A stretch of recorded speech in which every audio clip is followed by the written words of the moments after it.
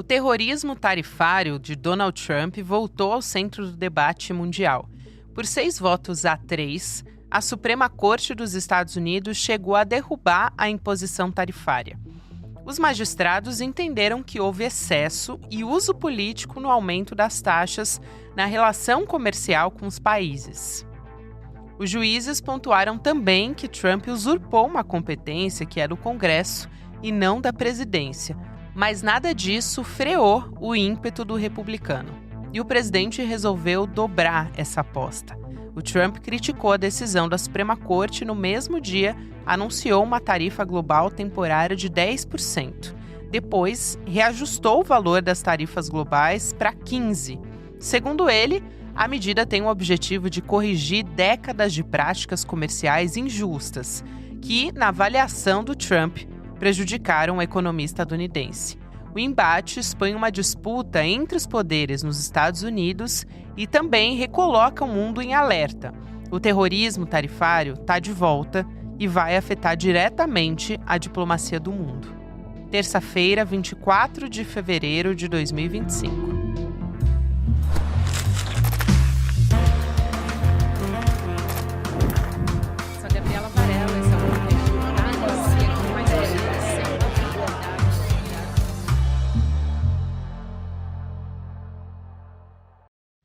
Olá, seja muito bem-vindo, seja muito bem-vinda. Eu sou a Gabriela Varela, está começando o videocast em detalhes no ICL e aqui de segunda a sexta-feira a gente analisa uma temática, uma notícia importante do momento.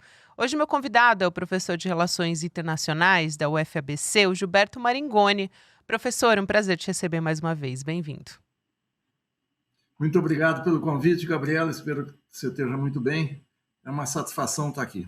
Tudo ótimo, professor, por te receber e também por poder ter essa conversa em um momento como esse. Acho que é um momento talvez de ineditismo nessa guerra tarifária do Trump. Me chamou a atenção, quero trazer alguns aspectos aqui para o senhor, né? Esse placar na Suprema Corte que derrubou o tarifaço do Trump foi de 6-3, o mesmo resultado que a maioria conservadora costuma dar em decisões em favor do Donald Trump. E eles consideraram que o governo não poderia ter imposto essas tarifas sem consultar o Congresso, enfim. Então, uma pergunta que eu te faço é como que o senhor vê esse ineditismo. E aí, depois do julgamento, o Trump foi lá, atacou o judiciário, disse que os ministros foram antipatrióticos, que eles foram influenciados por movimentos políticos e pressões estrangeiras. E aí ele quis dobrar a aposta e impôs taxas novas, né?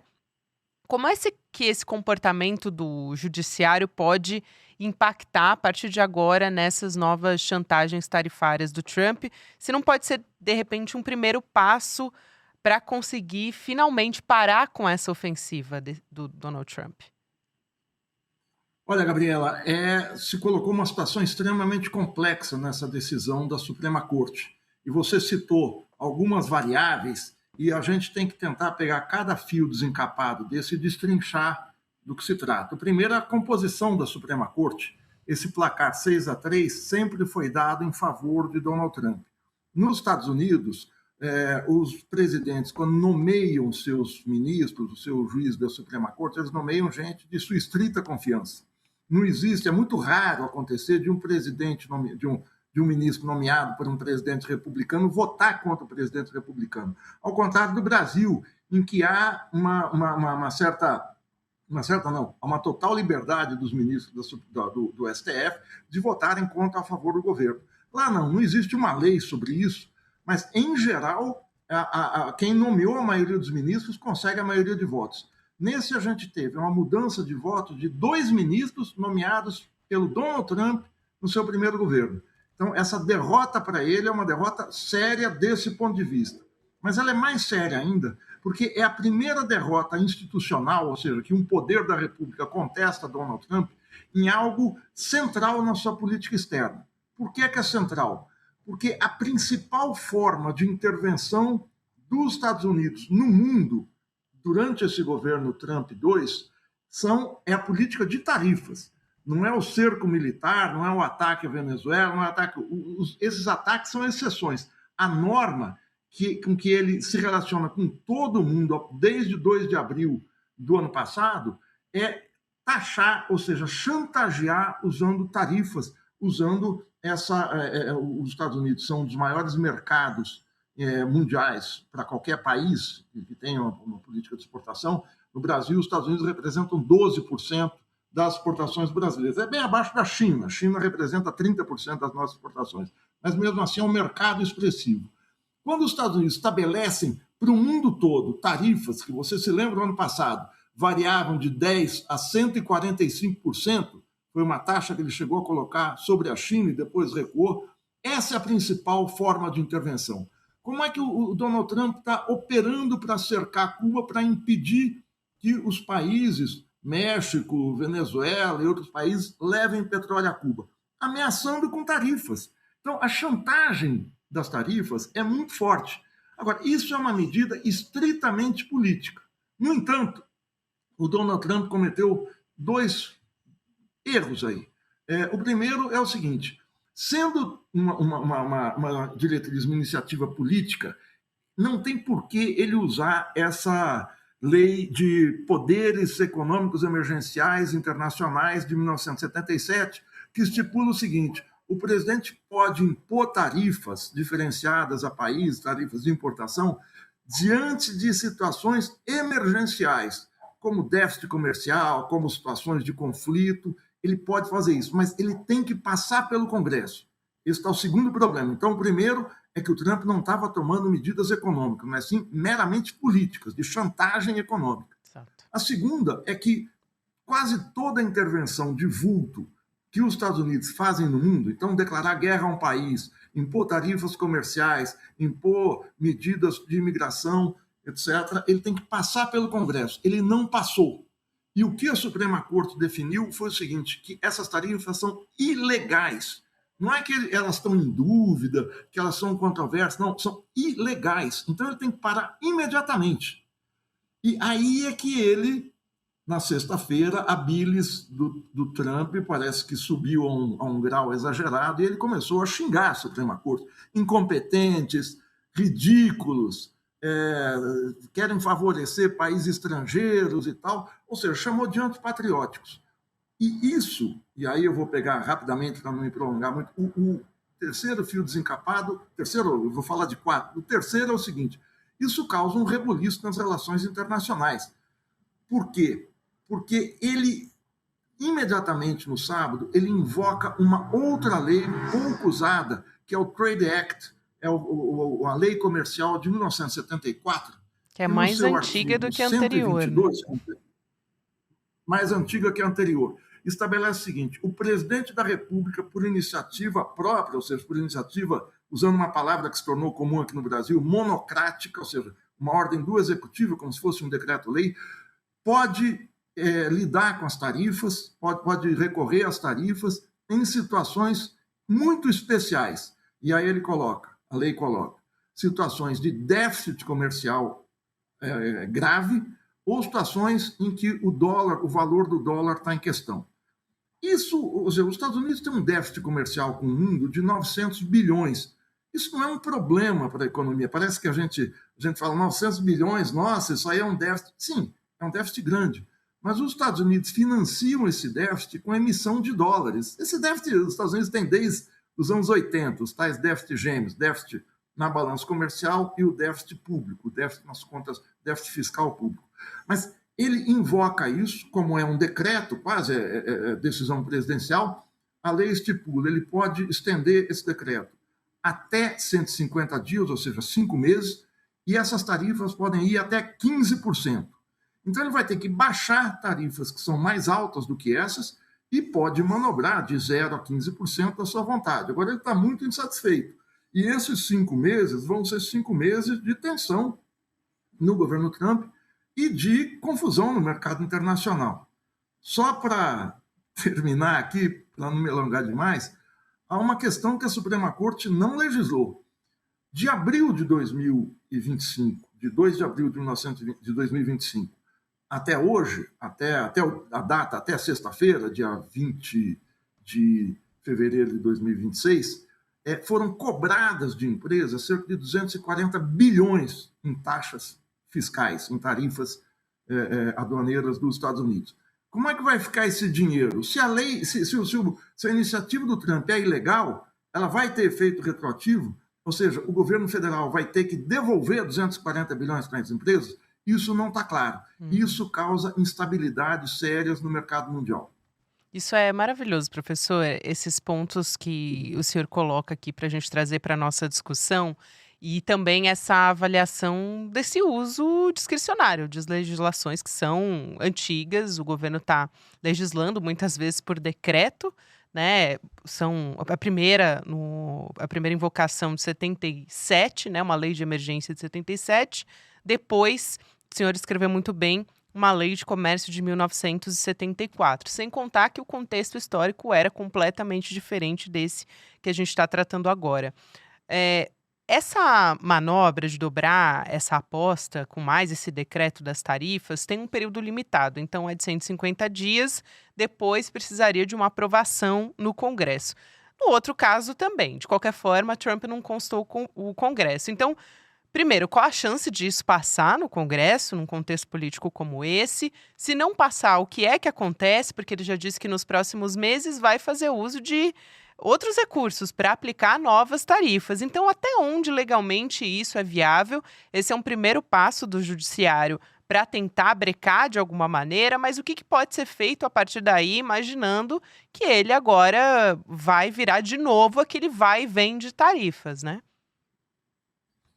Olha, essa questão política é muito séria.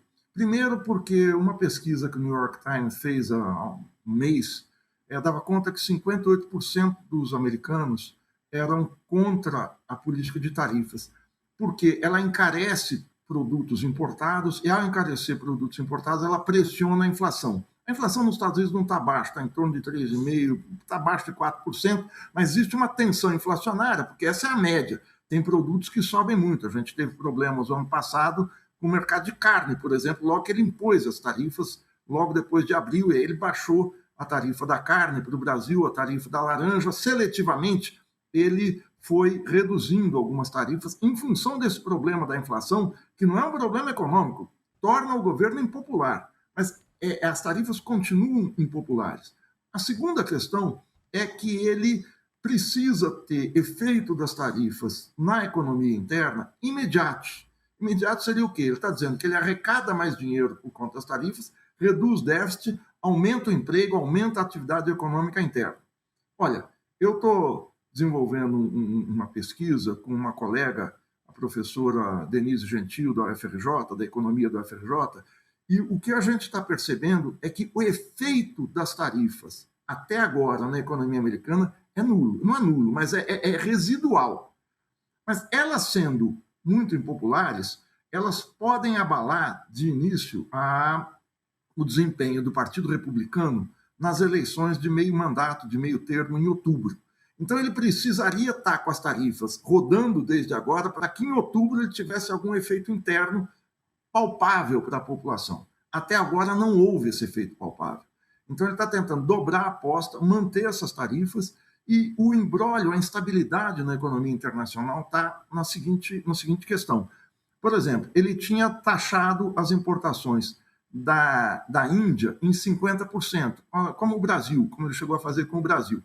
Ele entrou em acordo há alguns meses com o Narendra Modi, o primeiro-ministro da Índia, falei China, Índia, da Índia, reduzindo as tarifas para 18%, desde que a Índia concordasse em comprar petróleo e gás dos Estados Unidos, deixasse de comprar petróleo e gás da Rússia e, mais do que isso, comprasse e fizesse uma política de importação de produtos dos Estados Unidos de 500 bilhões de dólares em 5 anos, ou seja, 100 bilhões de dólares em importações em 5 anos, de qualquer coisa, ele não definiu do que. Mas é um acordo que amarra a economia indiana, mesmo ela sendo uma economia grande, uma economia forte, amarra nesse acordo.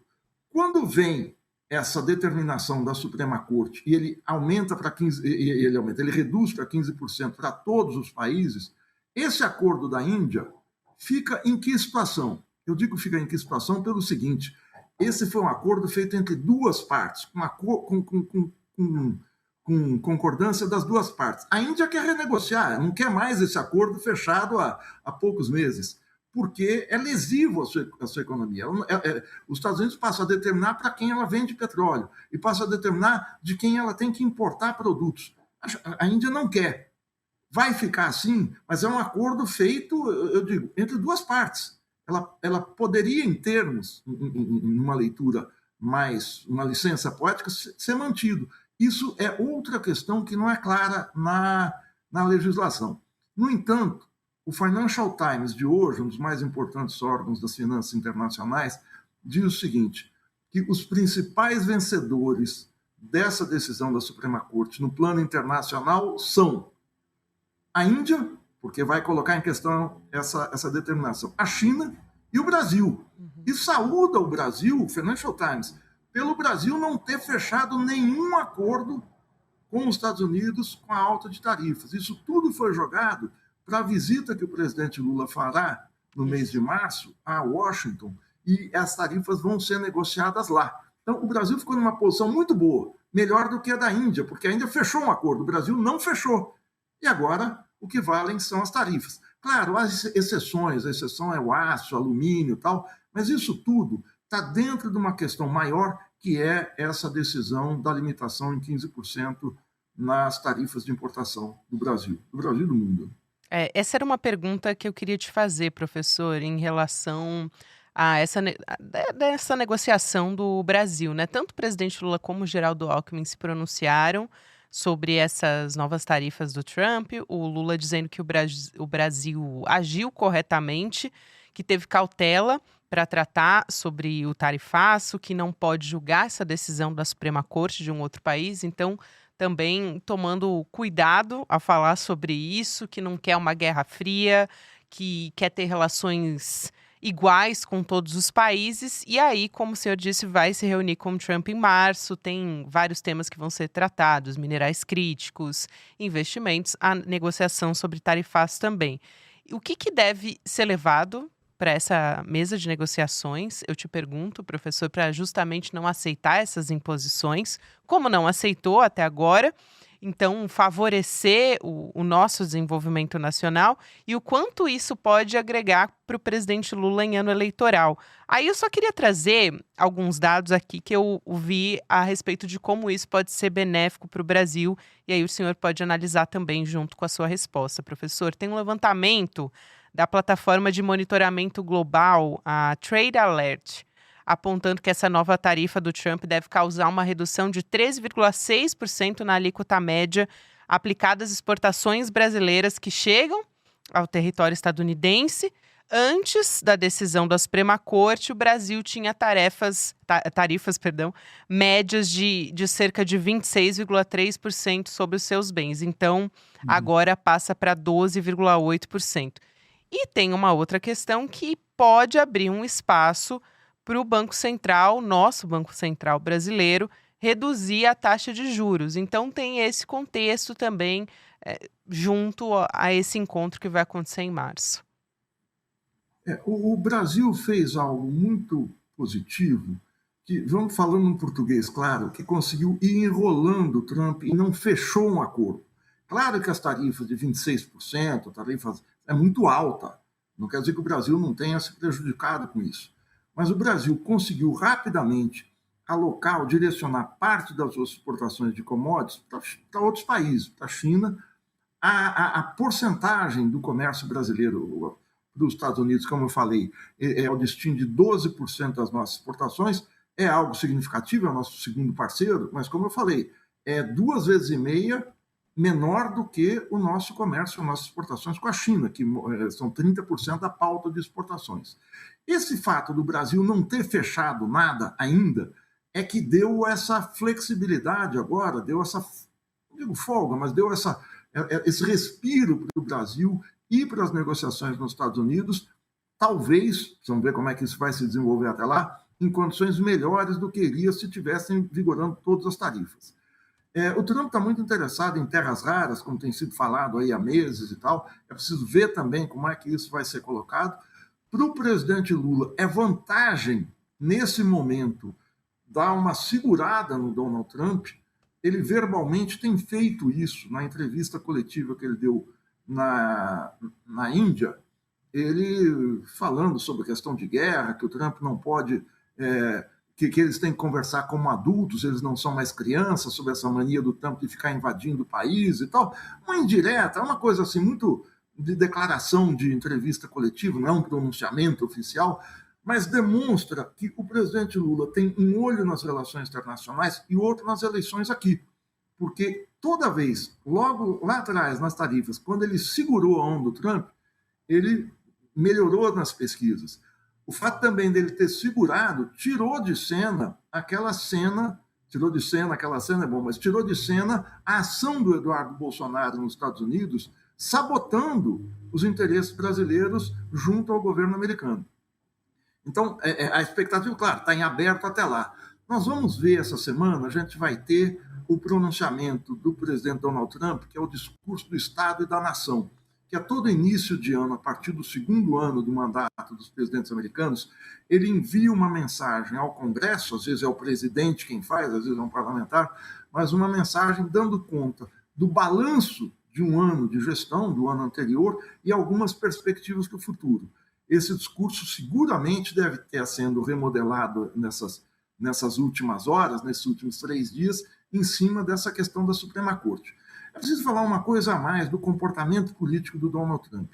Se a gente olha, desde que ele tomou posse, o Trump ele consegue um feito, e você que é de comunicação, Gabriela, percebem isso, que é a questão de pautar a agenda internacional, de centralizar a agenda nacional a todo momento. Então, todos os dias o Trump tem uma novidade no mundo. Uma que ele vai invadir a Groenlândia, a outra que ele vai bombardear o Irã, a outra que ele vai retirar o apoio à Europa na guerra na Ucrânia, a outra a invasão da Venezuela, o sequestro do Maduro, ele vai mudar o nome do Golfo para Golfo das Américas.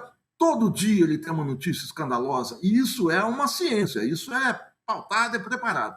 E em todas, a impressão que a gente tem é que ele está sempre sendo vitorioso. Isso. Mesmo quando ele tem que recuar em alguma coisa, então ele adiou o ataque ao Irã, se é que vai sair o ataque, em 1 mês. Mas ele faz outras ações, então parece que ele está sempre vencendo. Isso, psicologicamente, para a opinião pública mundial, coloca ele como o cara, como o dirigente internacional, o grande estadista. Na hora que ele recebe esse contragolpe, o El País hoje fala que as tarifas, a política do Trump levou um golpe. Na hora que ele recebe esse golpe, ele tem que se recolocar dizendo que foi vitorioso. A primeira regra, como eu disse, foi visceral. Xingar a Suprema Corte, incompetente, ridícula e tal. A segunda é invocar uma outra lei para manter a política de tarifas. Então, essa coreografia, esse mise-en-scène que ele faz é fundamental para a ação política. Aí vai tudo depender da negociação com o presidente Lula, vai tudo depender dessa negociação nesse período pré-visita. A visita é feita geralmente quando muita coisa já está negociada. Agora, você perguntou sobre as tarifas aqui do Banco Central. Olha, não tem nada a ver. O Banco Central faz uma chantagem. O Banco Central, ele ouve 160 agências, entre bancos, agências da Faria Lima, do mercado financeiro e tal, que fazem uma previsão de qual é a necessidade da taxa de juros. A taxa de juros de 15% é um escândalo. Ela não tem nada a ver com inflação, embora o discurso seja esse. Ela tem a ver com essa gente ganhar dinheiro fácil. Isso é escandaloso na nossa política. Então, eu acho que não tem incidência direta no Banco Central, na taxa Selic.